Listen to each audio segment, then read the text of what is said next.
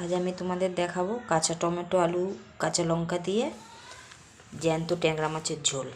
এখানে 500 গ্রাম ট্যাংরা মাছ আছে। এবার মাছে ভালো করে নুন হলুদ মেখে নিই। স্বাদ মতো নুন, হলুদ গুঁড়ো,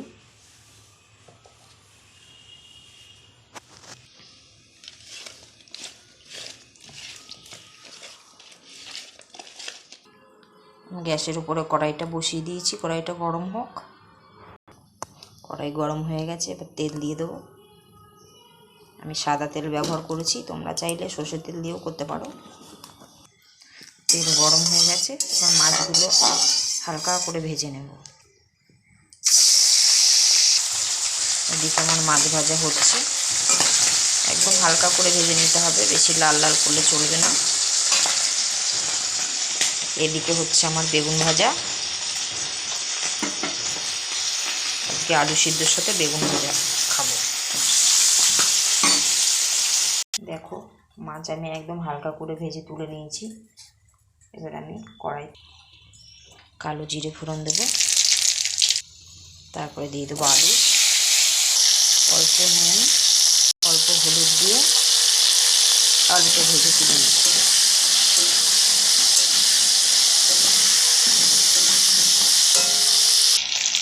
আমার আলু ভাজা হয়ে গেছে।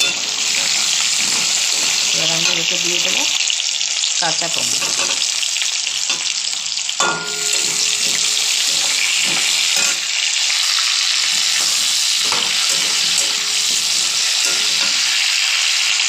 কাঁচা লঙ্কা, যেমন ঝাল খাবে তেমন পরিমাণে লঙ্কাটা দেবে।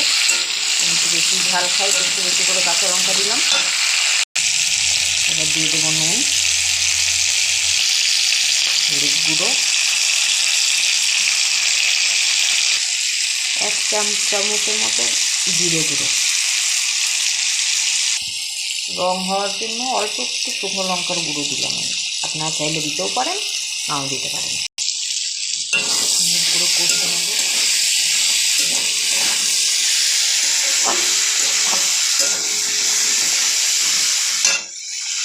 আলু কষা হয়ে গেছে, এবার এতে মাছগুলো দিয়ে দেবো। মাছটা দিয়ে একটু নেড়ে নেব।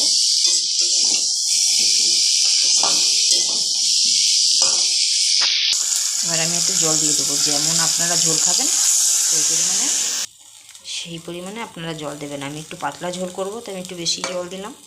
ঝোলটা হালকা হবে, পাতলা পাতলা। এবার এটা আমি 5 মিনিট ঢেকে রাখবো। মাছটা ফুটছে, এবার একটু আমাদের জমি থেকে ধনেপাতা তুলে নিই। দেখে নিন আমাদের জমিটা কত সুন্দর, লাল শাক, পালং শাক, ধনেপাতা সব একসঙ্গে লাগিয়েছি।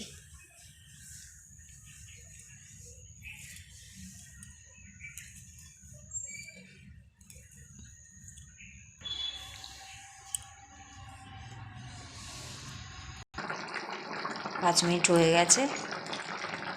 দেখুন মাছটা ফুটেছে, আলুও সিদ্ধ হয়ে গেছে, ঝোলটাও একদম ঠিক আছে। এবার আমি ধনেপাতা কুচি দিয়ে নামিয়ে নেব।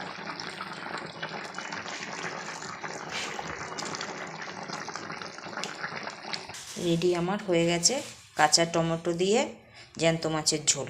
আমি ট্যাংরা মাছ নিয়েছি, আপনারা চাইলে যে কোনো জ্যান্ত মাছ দিয়ে করতে পারেন। রান্নাটা ভালো লাগলে বেশি করে শেয়ার করে দিন, আর বেলটা টিপে আগামী রান্নার জন্য আমাদের সাহায্য করুন।